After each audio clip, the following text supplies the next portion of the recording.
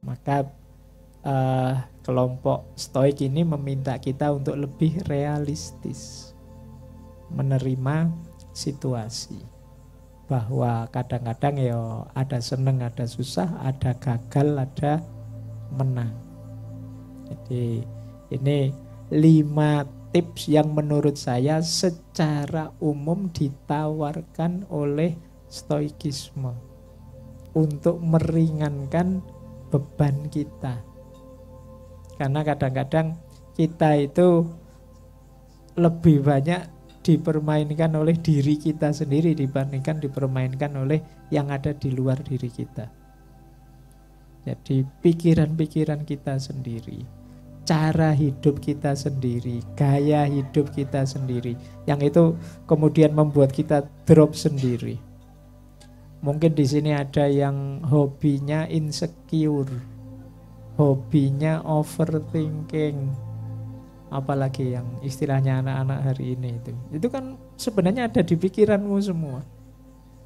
Jadi berat badannya naik sedikit sudah insecure, kemudian apalah sedikit-sedikit insecure, nanti ada masalah sedikit overthinking, dipikir terus, padahal sudah tahu bahwa tidak ada jalan keluarnya sih, tidak mampu saya mikir, tapi ya dipikir terus. Itu namanya overthinking.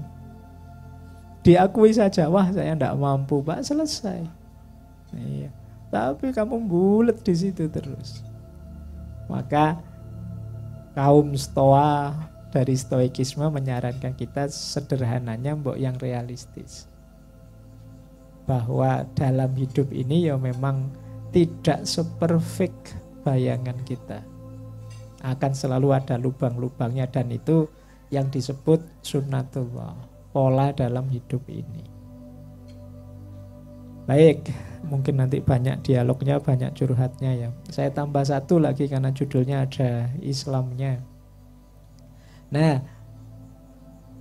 konsep-konsep dari Stoik tadi menurut saya luar biasa, dan pasti nilai-nilai yang ditawarkan tadi bisalah kita cari dalilnya kalau kita mau. Dasar dari keberagamaannya. Hanya saja menurut saya akan lebih luar biasa lagi konsep-konsep Stoik ini kalau kita tambahi satu lagi variabel. Kalau dalam Islam kan tetap harus masuk variabel Tuhan yang tadi saya sebut qadar tadi. Jadi bahwa hidup ini memang ada pola-pola sunnatullahnya, tapi kadang-kadang pola-pola ini justru yang membuat kita terus jadi pesimis. Saya sudah terlanjur males-malesan, Pak, mungkin masa depan saya suram misalnya. Ini kan terus kita jadi pesimis karena polanya orang hidup begitu. Kalau kamu malas, kalau kamu tidak rajin, ya kemungkinan masa depanmu suram.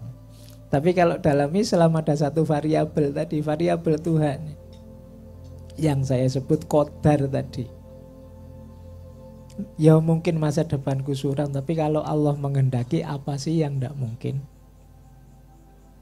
Jadi kalau dalam agama itu kan enaknya ketika Tuhan masuk, terus apa yang tidak mungkin? Kan ada itu ayatnya, kalau Allah menghendaki seluruh dunia ini bisa beriman semua, kan begitu. Jadi kalau Allah menghendaki itu apa yang tidak mungkin? Dan itu istimewanya kalau konsep dalam agama, termasuk Islam. Baik, saya minum dulu. Yang lain juga boleh minum, kalau belum pesen.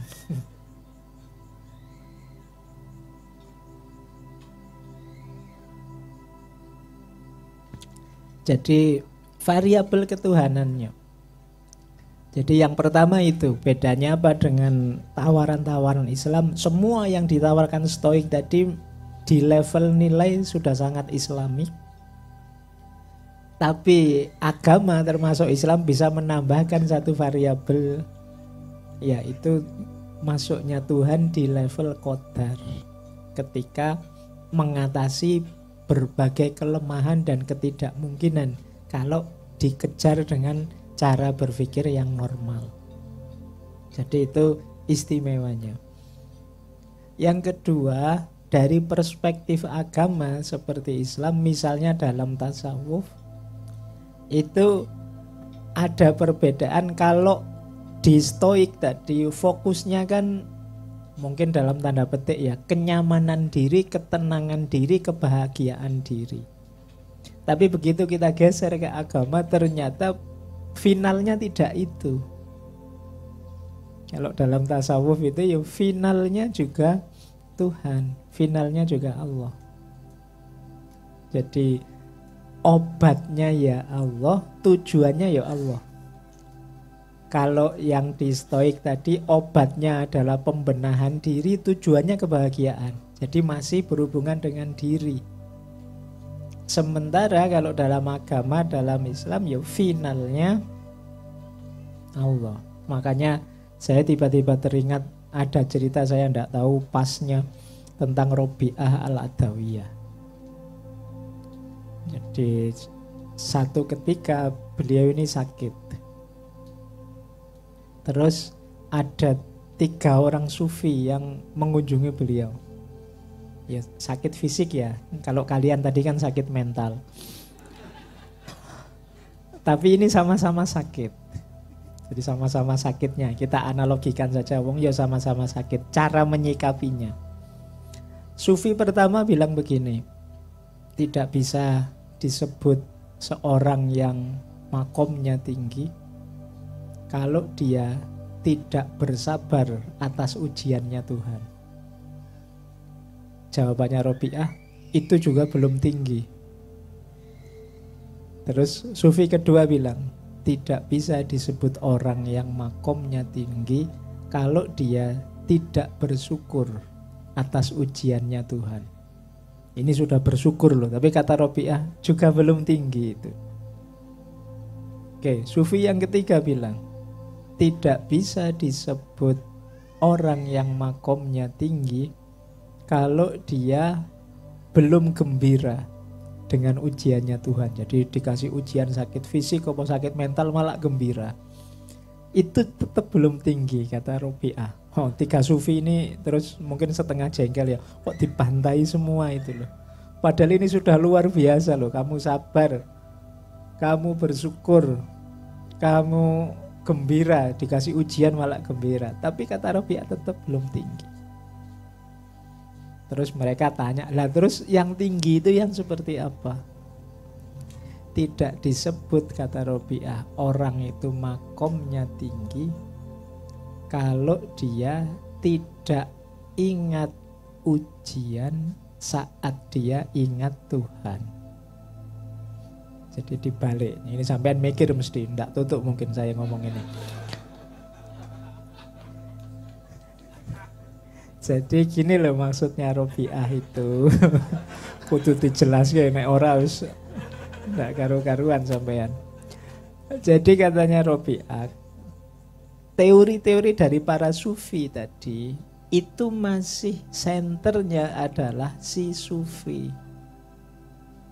Sufi yang sabar, sufi yang syukur, sufi yang gembira. Jadi yang ada di pikirannya masih ada akunya.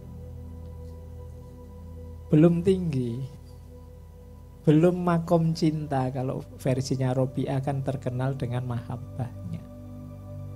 Orang yang mencintai itu sudah kikis akunya. Yang di pikirannya sudah tidak tentang dia lagi, tapi tentang yang dicintai. Berarti apa? Yang ada di pikirannya setiap hari ya tentang yang dicintai, tentang Tuhan. Kalau 3 yang awal tadi kan baru ingat Tuhan saat ada ujian. Kalau orang yang makomnya tinggi ya setiap detiknya ingat Tuhan. Dan saat ingat Tuhan dia sadar ya mesti nanti ada ujian dari Tuhan. Jadi ketika ujian datang dia ya enggak kaget, ya enggak, biasa saja. Kenapa? Karena sudah ingat Tuhan. Kita kan sering berteori kalau kita sakit, alhamdulillah ditegur untuk ingat Tuhan. Ya itu kan makom kita yang masih rendah. Tapi makomnya para sufi, dia tidak butuh sakit untuk ingat Tuhan karena setiap detiknya sudah ingat Tuhan. Maka tidak disebut makom tinggi kalau dia tidak ingat ujian saat ingat Tuhan. Jadi di antara ingatannya tentang Tuhan adalah yo nanti Allah mesti ngasih kegembiraan, ngasih kesedihan, ngasih ujian, tidak masalah. Dia sudah siap.